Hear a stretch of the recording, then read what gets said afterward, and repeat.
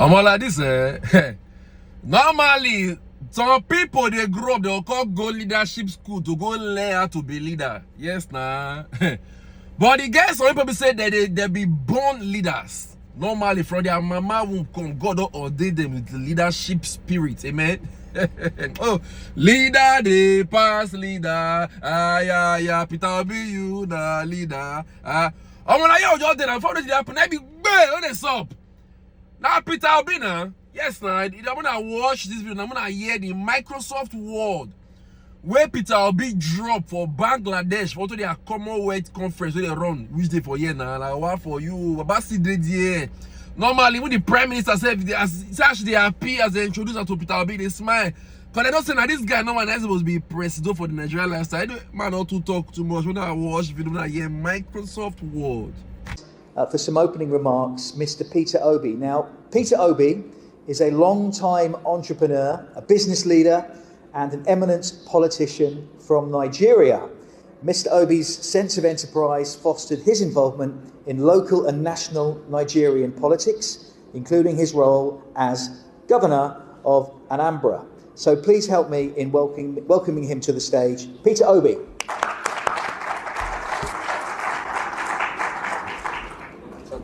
You're going to sit here for your speech, for your words. Well, I thought we were all panelists, but let me start by most sincerely thanking Prime Minister Hassania and the good people of Bangladesh for hosting us, and Lord Moreland and his team for organizing this workshop. We're here to discuss SMEs, and all of us knows that SMEs, like it's been mentioned by the presenter, today is the engine of growth in most countries of the world. Not just developing countries, but developed countries of the world. According to the last World Bank studies and survey, SMEs is about 90% of the businesses and creates over 50% of the job globally.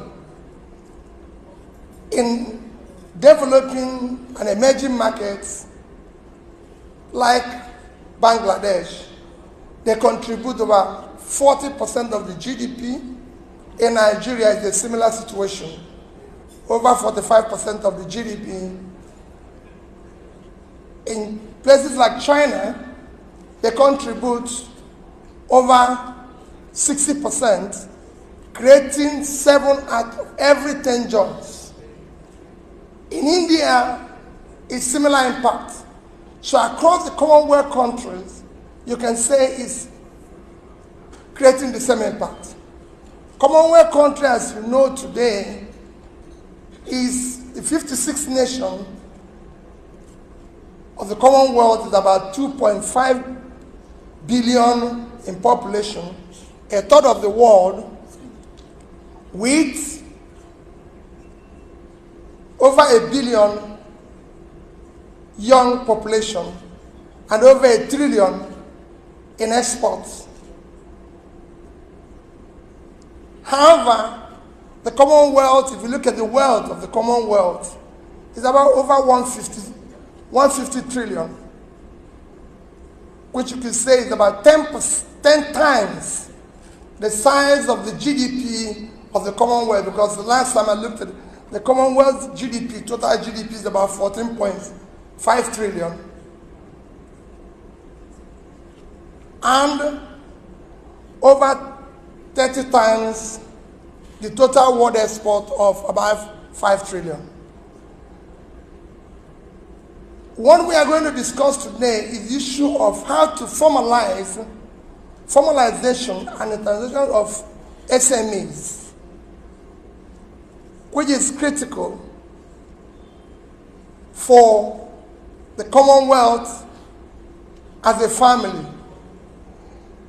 By supporting, internationalizing, and formalizing the SMEs would have created wealth across the entire world, because Commonwealth countries exist in almost 5 continents of the world.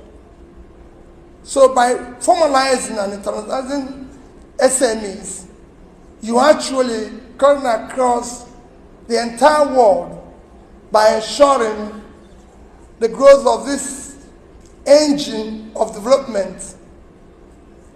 But there's a problem within the SMEs, which I'm sure the panelists will be giving attention to. While this critical engine of growth is what is desired in today's world to be able to develop, especially, I keep saying, within the Commonwealth family, because if you look at the scope of what they are going to add is huge. If you look at the global economy, while I say they are a third of the population of the world, but if you look at the world GDP, it's about 100 trillion, and you look at the GDP of the Commonwealth, it's 14.5 trillion, which means they're just about 15% of it. If you look at the per capita, the global per capita of the world is about $10.7, $10,700. But within the Commonwealth family, it is just $3,500. So you could see there's a lot of scope for growth, because most of the countries in the Commonwealth family are actually within the poor countries of the world, with so much potential. And to drive this potential and create this fortune that is sustained development across the Commonwealth, you need to support the SMEs, because these are the engine of growth, considering the amount of jobs they create and the impact they have, and they will be able, and this is where you have your youths who are starting entrepreneurship, building entrepreneurship, and that's where they are, and we must support them. The critical things they have is, one, it is, what you can say is, it has local peculiarities, but there are some that are across virtually all the countries, especially in developing and emerging markets. One is the issue of finance. Today, if you look at virtually all the countries, even within the Commonwealth countries, you'll find out that the level of funding gap within the SMEs are huge. In most countries, they will be lucky if they're able to get up to 30% of their requirements. I know in Nigeria in particular, it is below that. In Bangladesh here, it is about 30-something%. And in most countries that I saw this, it's a similar situation. So the funding gap is huge, because banks and lending institutions prefer to lend to the corporates rather than lend to this engine of growth, because of, again, it has to do with issues of formalization, issues of internalization, and other things that are associated with it. So lending to them is difficult, and they avoid it. Two is the issue of taxation. You have all sorts of local taxations that are applied to them, and everything. The regulatory environment is hostile to them. I always use Nigeria as an example. The corporates are big and everything, and can get away with so many things that the small businesses can't get away with.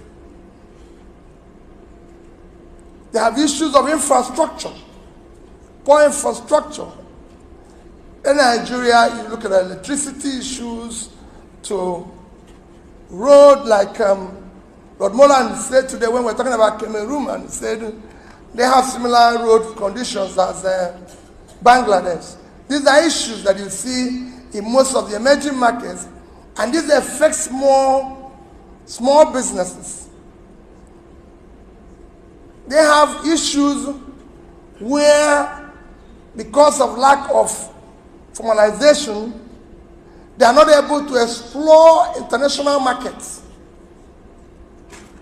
So these are issues that affect them. To deal with these issues,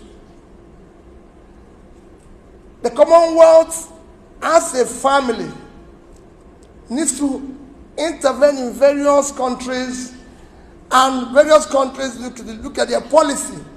If they have a policy that is targeted, a favorable policies that is targeted to SMEs, to help them to formalize, have proper registrations and everything, which are happening in some countries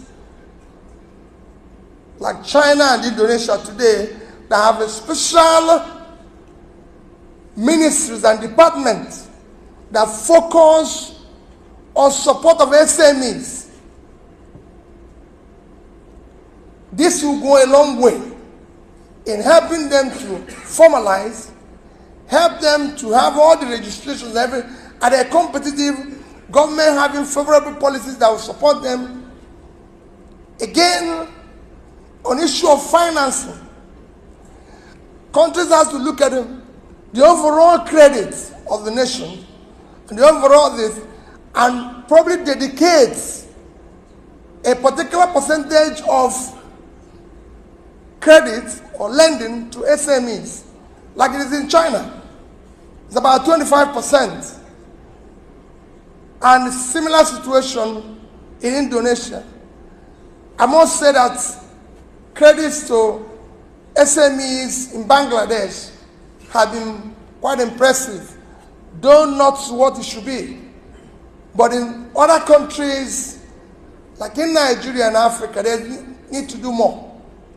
There needs to be a dedicated percentage of the overall country credit lending that should go to SMEs, being that this is the engine in which those countries can grow and be able to build sustainable development and improve their economy. You need to have a situation where not just policies, there should be a clear fiscal support where government are supporting businesses, a monetary support like it's happened in China and Indonesia and other places. With these favorable policies and everything, we'll be able to start turning around the economies within the Commonwealth families. Like I said before, there's opportunity for growth within the Commonwealth family if you have a situation where you have support, clear support within the SMEs, and they're giving the support for internationalization within this family. You could easily double the exports. You could easily double the intertrade within this huge family, which cuts across 5 continents, and with that, increase the overall well-being. I showed you the gap that while the average per capita is 10,700, there are 3,500. So imagine today if you double that per capita. Imagine today if you double that their GDP, because if they are a third of the population of the world, their GDP should also be a third of the world, not 15%. So there's quite a gap that you can close if you get it right by favorable support within the Commonwealth family. And this is something that is achievable. Thank you for listening.